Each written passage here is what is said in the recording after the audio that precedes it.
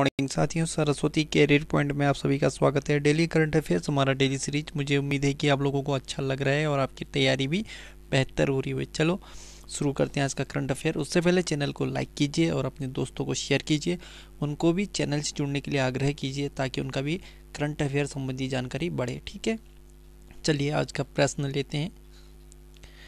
कौन सा शहर उच्च गुणवत्तापूर्ण पेयजल ड्रिंक फ्रॉम टैप योजना उपलब्ध कराने वाला भारत का पहला शहर बन गया है? तो ये पुरी।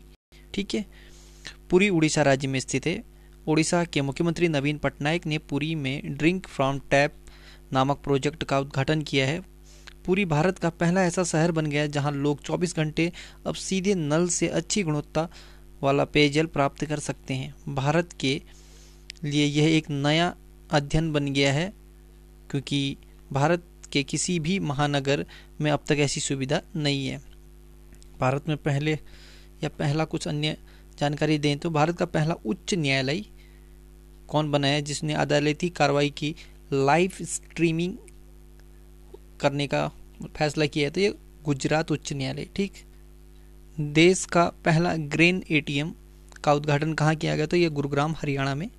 भारत की पहली पॉड टैक्सी कहाँ चलेगी? तो ये नोएडा में चलेगी। और कौन सी कंपनी भारत का पहला ग्रीन हाइड्रोजन संयंत्र बनाएगी? तो ये इंडियन ऑयल कॉरपोरेशन मथुरा। ठीक, देश का पहला प्रौद्योगिकी नवाचार केंद्र ये आईआईटी कानपुर में लॉन्च हुआ है।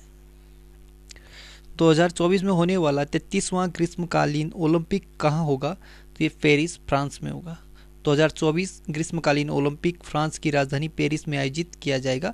24 में होने वाला यह ग्रीष्मकालीन ओलंपिक 23वां संस्करण होगा। ठीक है, ओलंपिक से संबंधित अन्य जानकारी देखते हैं तो ओलंपिक खेल को शुरुआत 6 अप्रैल 1896 को की गई थी और पहला ओलंपिक खेल का आयोजन एथेंस ग्रीस में किया था। ओलंपिक खेल को शुरू करने का श्रेय जाता है पियरे डी कुबरटिन को और ओलंपिक खेल का आयोजन प्रत्येक 4 वर्षों में होता है। ठीक है, ओलंपिक खेल को कौन सी संस्था रेगुलेट करता है? तो आईओसी, अंतर्राष्ट्रीय ओलंपिक कमेटी यानी समिति। ठीक है, अंतर्राष्ट्रीय ओलंपिक समिति का मुख्यालय लुसाने स्विट्जरलैंड में है और ओलंपिक जो लोगो है उसमें 5 छल्ले होते हैं जो 5 महाद्वीप को दर्शाता है। ये 5 महाद्वीप को नहीं, 6 महाद्वीप को दर्शाता है। ठीक है, उत्तरी अमेरिका और दक्षिणी अमेरिका को एक ही में दर्शाते हैं इसलिए। ठीक है, 5 छल्ले होते हैं और ये 6 महाद्वीपों को दर्शाता है। और जो 6 महाद्वीपों को दर्शाता है वो उसमें नीला यूरोप महाद्वीप, काला अफ्रीका, लाल अमेरिका, पीला एशिया और हरा ऑस्ट्रेलिया को दर्शाता है। ठीक, नजीब मिकाती किस देश के नए प्रधानमंत्री बने हैं? तो ये लेबनान के बने हैं। नजीब मिकाती साद हरीरी की जगह लेंगे। लेबनान ये एशिया महाद्वीप में स्थित है। बैरूत लेबनान की राजधानी है। लेबनानी पाउंड लेबनान की करेंसी है। नजीब मिकाती प्रधानमंत्री और मिचेल आउन राष्ट्रपति हैं। और लितानी नदी ये लेबनान की सबसे लंबी नदी है और लेबनान के सबसे ऊंचे पर्वत का नाम है माउंट लेबनान। टॉप 5 प्रधानमंत्री देखते हैं तो मोख्तर ओने ये माली देश के प्रधानमंत्री हैं। फियामे नाओमी मताफा ये सामोआ देश के प्रधानमंत्री हैं। नफ्ताली बेनेट ये इजराइल के प्रधानमंत्री हैं। अबी अहमद इथियोपिया के प्रधानमंत्री हैं और शेर बहादुर देवबा ये प्रधानमंत्री हैं नेपाल के। अंतर्राष्ट्रीय बाघ दिवस कब मनाया गया? तो ये 29 जुलाई को। ठीक, विश्व भर में साल 29 जुलाई को अंतर्राष्ट्रीय बाघ दिवस मनाया जाता है हर साल। ठीक है, यह दिवस जागरूकता दिवस के तौर पर भी मनाया जाता है। विभिन्न देशों में अवैध शिकार एवं वनों के नष्ट होने की वजह से बाघों की संख्या में काफ़ी गिरावट आई है। विश्व भर में इस दिवस या इस दिन बाघों के संरक्षण से संबंधित जानकारियों को साझा किया जाता है और इस दिशा में जागरूकता अभियान चलाया जाता है। दुनिया भर में बाघों के संरक्षण को ध्यान में रखते हुए एक दिन बाघों के नाम समर्पित किया गया। अंतर्राष्ट्रीय बाघ दिवस 2021 का थीम है उसका अस्तित्व हमारे हाथों में है। उसका अस्तित्व हमारे हाथों में, इंग्लिश में their survival is in our hands. कुछ अन्य महत्वपूर्ण प्रश्न देखें तो 9 जून को विश्व प्रत्यायन दिवस मनाया जाता है। थीम था accreditation supporting the implementation of the sustainable development goals। ठीक, विश्व ब्रेन ट्यूमर दिवस 8 जून को मनाया जाता है। विश्व बुजुर्ग दुर्व्यवहार जागरूकता दिवस 15 जून को, थीम था एक्सेस टू जस्टिस। 14 जून को विश्व रक्तदाता दिवस मनाया जाता है और give blood and keep the world beating, ये इस बार का थीम है। और 12 जून को विश्व बाल श्रम निषेध दिवस मनाया जाता है। Act now and child labour इस बार का थीम था।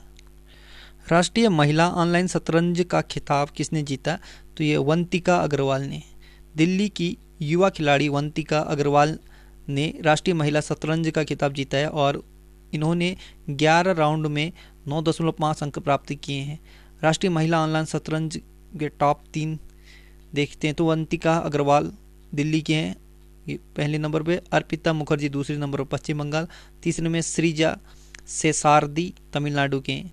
ठीक है, वंतिका अग्रवाल के 9.5 अंक हैं, अर्पिता मुखर्जी के 9 और श्रीजा सेसारदी के 8.5 अंक।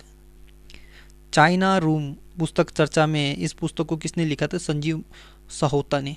ठीक, भारतीय मूल के ब्रिटिश उपन्यासकार संजीव सहोता उन 13 लेखकों में शामिल हैं जिनकी किताब चाइना रूम को इस साल बुकर पुरस्कार के दावेदार की सूची में शामिल किया गया। चाइना रूम को, ठीक है, संजीव महोता की है ये, माफ़ कीजिए, संजीव सहोता की किताब है चाइना रूम। ठीक, टॉप 5 किताब देखें तो इनवेंसिबल ए ट्रिब्यूट टू मनोहर पारिकर, ये तरुण विजय की किताब है। Hope on my adventure on boards trains and planets, ये रस्किन बॉन्ड की किताब है। और लेगेसी ऑफ लर्निंग, ये सविता छाबड़ा की किताब है। द इका बुक, ये जेके रोलिंग की किताब है, हैरी पॉटर के लेखक हैं ये जेके रोलिंग। ठीक है, my life my mission Baba Ramdev की किताब है। दिल्ली के नए पुलिस आयुक्त कौन नियुक्त हुए हैं? तो राकेश अस्थाना। सीमा सुरक्षा बल यानी बीएसएफ के महानिदेशक राकेश अस्थाना को दिल्ली पुलिस आयुक्त के रूप में नियुक्त किया गया है। टॉप 5 नियुक्तियां देखें तो Indian federation of United nation association fauna के नए अध्यक्ष कौन बने? तो शंभुनाथ श्रीवास्तव। उत्तराखंड के नए मुख्य सचिव ये सुखबीर सिंह संधू बने हैं। National high speed rail corporation limited के नए एमडी बने हैं सतीश अग्निहोत्री। और हरियाणा के नए राज्यपाल बने हैं बंडारू दत्तात्रेय। और देश के नए शिक्षा मंत्री बने हैं धर्मेंद्र प्रधान। सतपुड़ा टाइगर रिजर्व को नेट वेस्ट ग्रुप अर्थ हीरोज अवार्ड से सम्मानित किया गया है। यह टाइगर रिजर्व किस राज्य में है? तो ये मध्य प्रदेश में है। मध्य प्रदेश के सतपुड़ा टाइगर रिजर्व को सर्वश्रेष्ठ प्रबंधन के लिए अर्थ गार्जियन श्रेणी में नेट वेस्ट ग्रुप अर्थ हीरोज का पुरस्कार मिला है। सतपुड़ा टाइगर रिजर्व को विश्व धरोहर की संभावित सूची में शामिल किया गया है। होशंगाबाद जिले में सतपुड़ा टाइगर रिजर्व 2130 वर्ग किलोमीटर में फैला है। सतपुड़ा टाइगर रिजर्व को भारत के मध्य क्षेत्र के इकोसिस्टम की आत्मा कहा जाता है। इंपॉर्टेंट लाइन है, भारत के मध्य क्षेत्र की इकोसिस्टम की आत्मा ये कहते हैं सतपुड़ा टाइगर रिजर्व को। ठीक, यहाँ अकाई वट जंगली चमेली जैसी वनस्पतियाँ हैं जो अन्यत्र नहीं मिलती। बाघों की संख्या 17% और बाघ रहवास का 12% क्षेत्र सतपुड़ा में ही आता है। यह देश का सर्वाधिक समृद्ध जैव विविधता वाला देश है। ठीक, राष्ट्रीय गोकुल मिशन किस मंत्रालय द्वारा लॉन्च किया गया? तो यह मत्स्य पालन, पशुपालन और डेयरी मंत्रालय द्वारा। भारतीय किसानों के पास खेती के अलावा आमदनी का दूसरा सबसे बड़ा स्रोत पशुपालन है। इसे बढ़ावा देने के लिए केंद्र सरकार की मत्स्य पालन, पशुपालन और डेयरी विभाग की तरफ से राष्ट्रीय गोकुल मिशन योजना के तहत सरकार स्वदेशी नस्लों को अधिक बढ़ावा देगी। इस मिशन का मुख्य उद्देश्य मवेशियों की स्वदेशी नस्लों का विकास और संरक्षण करना है। स्वदेशी नस्लों के लिए नस्ल सुधार कार्यक्रम चलाना ताकि आनुवांशिक संरचना में सुधार हो और गिर साहिवाल, राठी, देओनी तथा लाल सिंधी जैसी उत्कृष्ट स्वदेशी नस्लों का उपयोग करके मवेशियों को उन्नत करना है। जो ये गिर साहिवाल, राठी, देओनी, लाल सिंधी ये सारे गायों के प्रजातियां हैं। किस भारतीय नौसैनिक जहाज ने रूसी नौसेना के 325वें नौसेना दिवस समारोह में हिस्सा लिया? तो आईएनएस तबर ने। रूस के सेंट पीटर्सबर्ग में आयोजित नौसैनिक परेड में भारतीय नौसेना के युद्धपोत आईएनएस तबर ने भी हिस्सा लिया। भारतीय युद्धपोत ने दुनिया भर के कई देशों के जंगी जहाज़ों के साथ फिनलैंड की खाड़ी में अपनी ताकत का प्रदर्शन किया। रूस ने अपने 325वें नौसेना दिवस के अवसर पर आयोजित परेड के जरिए पूरी दुनिया को अपनी नौसैनिक ताकत दिखाई है। तो साथियों, आज का करंट अफेयर यहीं पे समाप्त होता है। कल एक नई सीरीज के साथ फिर हाजिर होंगे। तब तक के लिए good luck, happy nice day, आपका दिन शुभ हो।